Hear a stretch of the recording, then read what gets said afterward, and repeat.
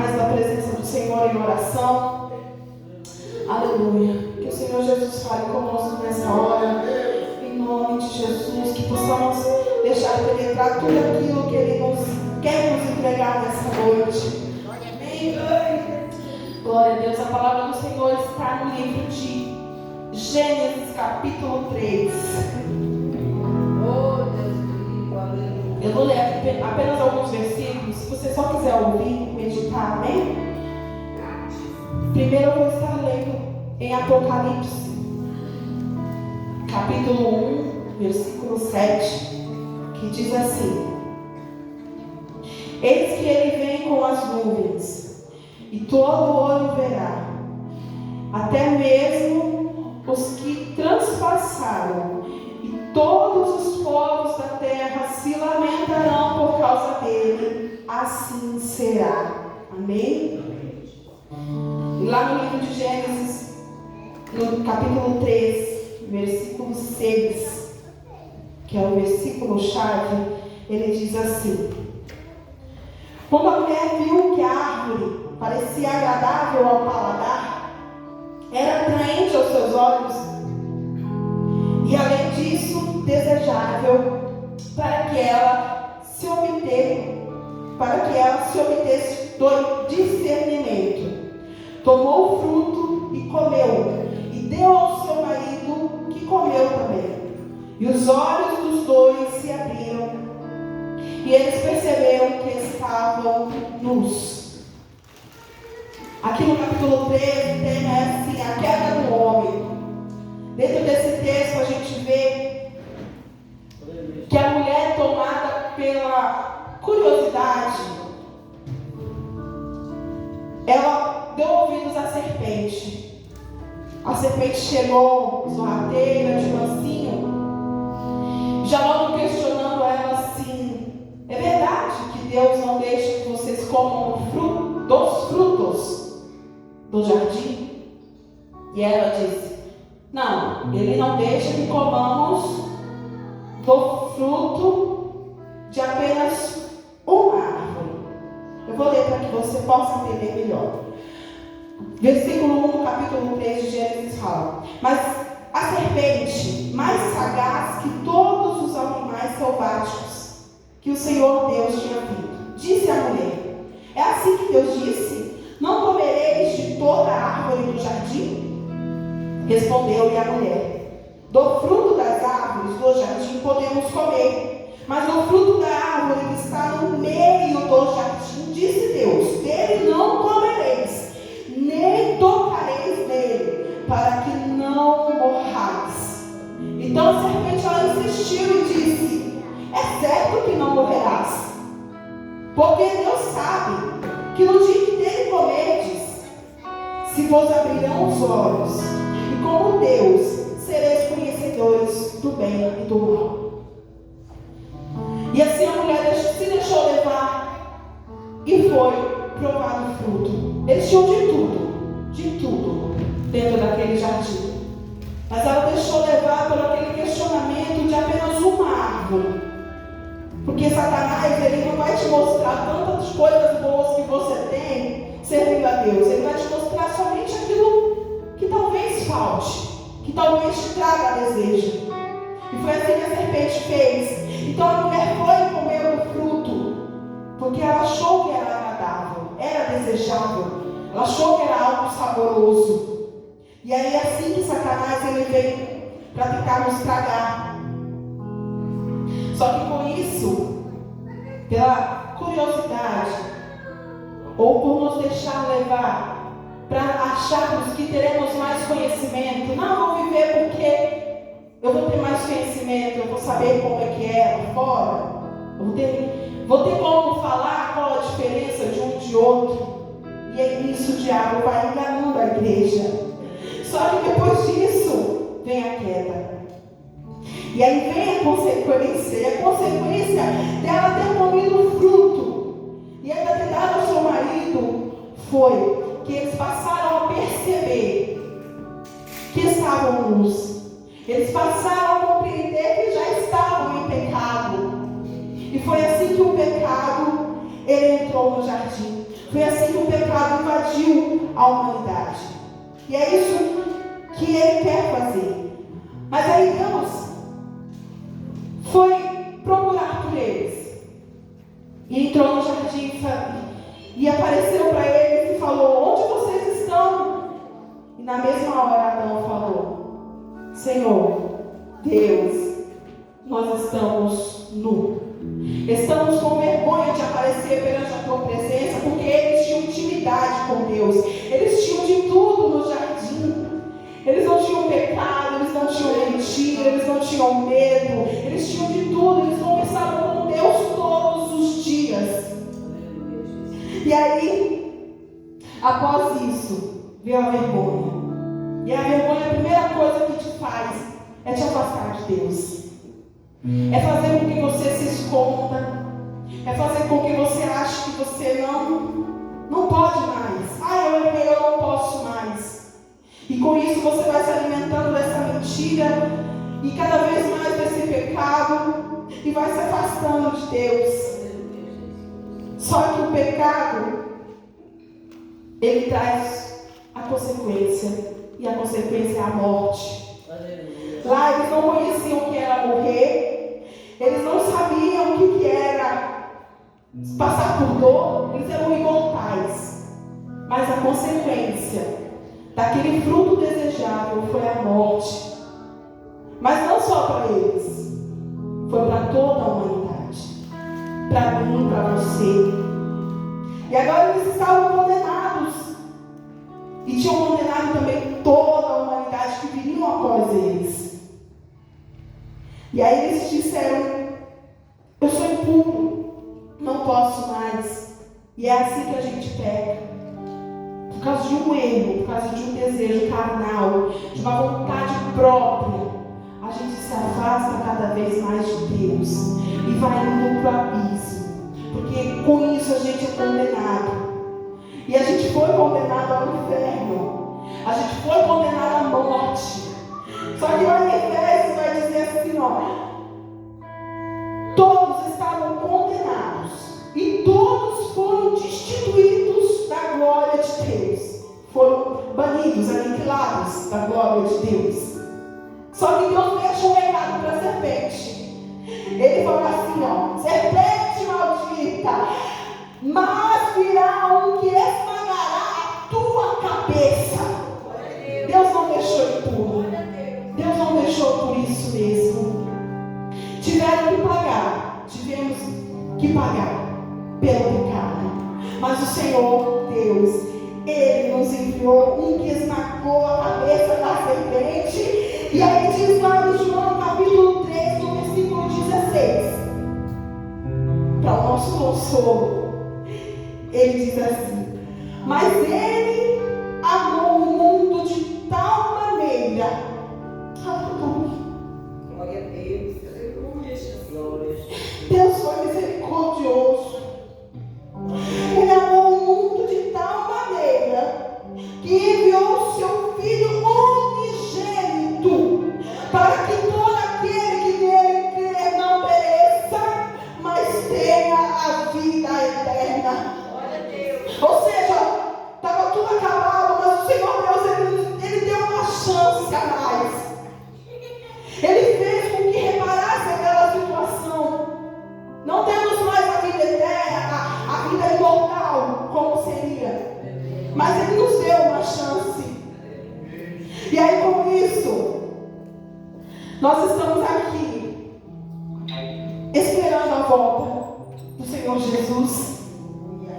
A espera da volta de Jesus, ela é uma escolha. Nós escolhemos estar aqui, nós escolhemos ouvir a voz de Deus. Mas a serpente, Satanás, ele todo o tempo vai tentar te tirar da presença, te tirar do teu foco, para dizer assim: está fazendo o que lá? Ainda acredita que Jesus vai voltar? Mas tu está todo dia na igreja, a tua vida é difícil. Satanás, ele fica ali sussurrando, tentando te dispersar. Ele fica. Mas nós estamos focados em Deus. em Jesus que veio para nos dar a vida eterna, a chance de conquistarmos a nossa coroa da vida eterna. E aqui também a gente vai citar jovens, 3 jovens, que eles não deram ouvidos a Satanás, que foi Sadraque, Mesaque e Abednego.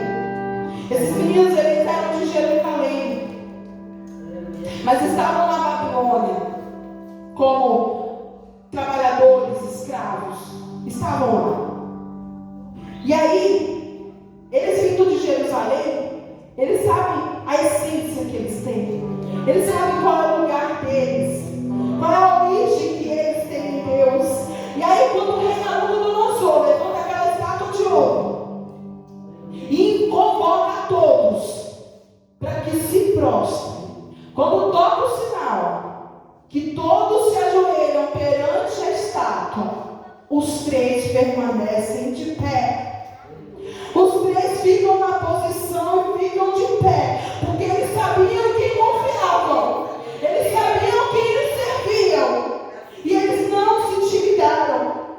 E com isso eles ali, frente a frente com a morte, eles permaneceram na posição que o Senhor os mandou. E com isso nós sabemos da história. Entraram os soldados que chegaram perto e jogaram eles na fornalha, foram mortos com a quentura, porque foi mandado aquecer 7 vezes mais, que era para tentar calar o evangelho de Cristo. Mas eles entraram e com eles estava o 4º homem passeando, e quando eles saíram de lá, nem cheiro de fumaça eles tinham, porque eles serviam o Senhor Todo-Poderoso. Aleluia! Outro servo que também não se prostrou foi Daniel. Daniel não se intimidou. Daniel colocou o propósito de que não comeria os manjares do rei. E aí foi aquele banquete, coisa linda. Você imagina tudo que é gostoso para a gente comer. Tudo que você gosta estava lá, sobrando. Se acabasse, colocava mais. E ele não fez, ele começou um pouquinho aqui para não fazer desfeita. Não. Ele sabia que ele confiava. Ele sabia que quem ele era construído, quem ele era chamado. E ele decidiu não se contaminar. Aleluia. Porque você servir a Cristo é uma decisão que só você pode ter. É uma decisão que Eva e Adão, infelizmente, precisaram passar, mas não foram firmes. Preferiram provar do que era agradável. Aí você vai e começa a pensar: eu não consigo mais orar. Não tenho mais vontade de ir para a igreja. Não consigo mais ler a Bíblia. Ai, vou lá no culto. Ai. Só que você não está entendendo que é a serpente que está sussurrando no teu ouvido. Que são os reis que adoram a Baal, está sussurrando no teu ouvido. Só que a espera de Cristo, você esperar Jesus na posição, é uma decisão. Você tem que decidir querer. E aí depois do jardim foram levantados outros profetas que começaram a falar da volta de Cristo, que nós conhecemos tantos e que chegou até nós, que é o que estamos fazendo aqui, falando de Cristo. Lá Isaías começou, e ele começou a profetizar. Era maravilhoso e o príncipe da paz. Quando de repente veio um chamado João Batista, ele pregava lá no meio do deserto, não tinha medo, ele ia com coragem. E aí o Senhor levantou ele, e no meio do deserto ele pregava sobre a volta de Jesus. Quando de repente aqui Isaías e João Batista vieram antes de que Jesus começasse o ministério dele. Mas aí João Batista pregando, para que todos arrependessem do pecado, porque viria o Salvador, viria o Messias. Ele avista Jesus e diz: eis o Cordeiro de Deus que tira o pecado do mundo. Antigamente tinham que oferecer cordeiros em sacrifício. Ah, fulano fez isso, fez aquilo, errou. Oferece um cordeiro. E aí João Batista falou: eis lá, o cordeiro que tira o pecado do mundo. Aí depois disso, acontece que chega Jesus, o homem santo, perfeito, e que tirou o pecado da humanidade. Ele levou sobre si, mesmo ele sendo inocente, mesmo ele sendo perfeito, sem mancha alguma, ele levou nossos pecados. Não só o seu, não só o meu, de Adão e Eva, mas todo o mundo. Ele deu a chance para que todos tomassem a decisão. Ele levou tudo para que todos tomassem a decisão de servi-lo. Porque servir a Ele é uma decisão. E aí Jesus veio. Onde Jesus pisava acontecia milagres. Pessoas eram transformadas. A vida mudava. Porque Ele era poderoso. E aí Jesus se prepara para morrer. Ele fez todo o ministério dele no tempo que tinha que ser feito. E aí ele foi levado ao Getsemane. E lá na cruz, pregado no madeiro, que ele teve que carregar, que colocou um prego gigantesco para que segurasse ele lá em cima. Ele disse assim, ó: Pai, passa de mim esse cálice, porque ele já não estava aguentando mais, estava dolorido. E ele ali sofrendo, os soldados dando vinagre para ele beber. E ele lá sofrendo por mim, por você. Só que aí na hora que ele fala isso, eu imagino que ele lembrou: meu Deus, meu Pai, eu estou aqui por eles. Então que seja feita a tua vontade. Porque ele estava lá sofrendo por mim, por você. Que seja feita a tua vontade. Porque a vontade é sempre de Deus. A vontade de Deus é soberana sobre a nossa vida. A vontade de Deus é acima de tudo na nossa casa, no teu ministério, na tua família. É a vontade de Deus que tem que prevalecer. Jesus morreu chicoteado, torturado. Colocaram Jesus naquele madeiro. E a dívida foi paga para mim e para você. Aleluia. Aleluia. E aí, de repente, após 3 dias, Maria vai atrás. Eu vou lá no túmulo do meu mestre. Eu vou visitar o sepulcro. Quando ela chega lá, cadê? Jesus não está mais. Ele tinha ressuscitado, ela não tinha entendido, ela não tinha lembrado do que ele tinha falado, talvez por parábola, ela não entendeu. Ela não soube discernir. Ela falou: coloquei meu menino aqui, onde que ele está? Onde levaram o corpo do meu mestre? E aí os discípulos, e aí o anjo aparece para ela e fala: Maria, por que tu procura entre os mortos aquele que vive? Por que tu está procurando quem já ressuscitou? Por que tu está procurando aquele que disse que morreria, mas ressuscitaria? Oh, meu Deus! E aí Jesus ressuscita e passa um tempo com eles. E nesse tempo que ele passa, os discípulos ficam por perto. E aí, depois de 40 dias que ele ficou, os discípulos veem Jesus partir para o céu. E aí em Atos vai falar: Jesus está pronto para subir ao céu. E os seus discípulos começam a ficar com os olhos cheios de lágrimas, chorando, chorosos, preocupados do que seria deles ali para frente, como que eles viveriam, o que eles fariam sem o mestre ao lado deles. E com isso, e com e os discípulos se desesperavam. E aí um dos anjos fala para os discípulos: varões galileus, por que vocês estão olhando para o céu? Se esse mesmo Jesus que está a subir, em breve voltará. Porque os discípulos estavam desesperados, não estavam entendendo mais nada, tinham esquecido que Jesus fez a promessa de que voltaria. E aí depois disso, Jesus partiu ao céu e deixou dito que voltaria.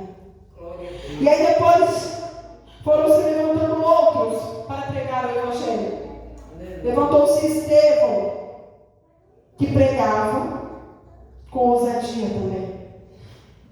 E era perseguido. E aí Estevão morreu apedrejado.